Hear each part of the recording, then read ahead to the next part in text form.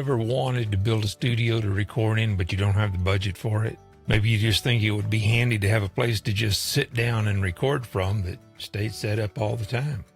I have an idea for a workstation where you can have two cameras for doing unboxing and hobby type videos.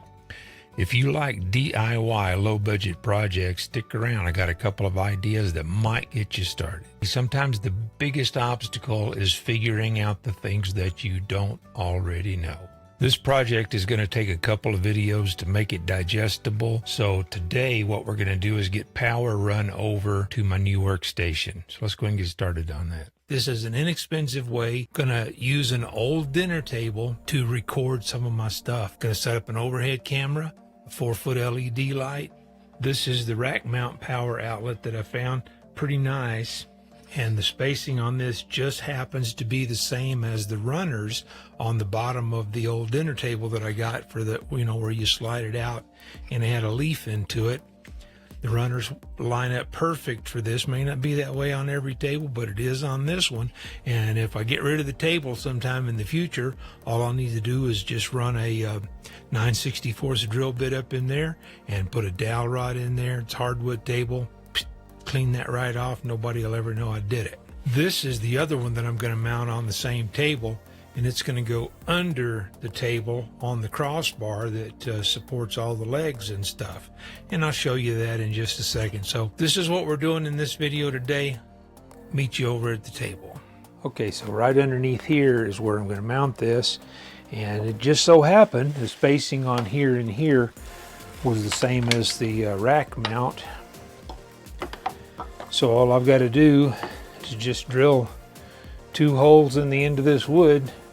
I don't think you need to see me drill those 2 holes. I'll show you what it looks like when I'm done. Okay, that took all of a minute or so. Now I've got one switch here, and this will kill all of these circuits. This long one, I'm thinking, is just about the right length to go on this cross member across the bottom, and then I can tidy up some of the rest of the cords down here. And of course I'll have to tidy this stuff up. I've got a couple of provisions for that also using PVC, and I'll go over that in another video. It's got a switch on it to turn it on and off also, or I can just use this one and kill everything at once. Okay, so the way this is going to work, I don't need these lamps anymore. The PVC arms are going to come up. How I'm going to attach the PVC to the table is with these. This was just a standard PVC T that I reformed, and I'll show you in the next video how I did that. Go across and back down to this corner over here. This 4-foot LED light is going to be suspended. The cross member is going to be just a little over, for about 50 inches, something like that, so it won't be in my face, won't be in my way. I won't be bumping into it. So that's the plan.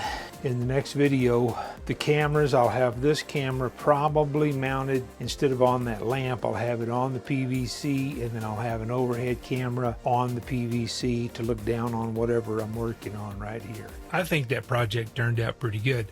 I do have a lot of cable management issues to take care of, and I have an idea to do that with some PVC. I don't have any of that made yet, so can't show it to you. So when I get around to doing that, I will show you what I've got in my mind anyway. May or may not work. If it works, it'll be a video. If it doesn't, it won't. I appreciate everybody that made it to the end of the video. I'll throw a couple more up here. Check those out. I'll catch you in one of those, or I'll catch you down the road.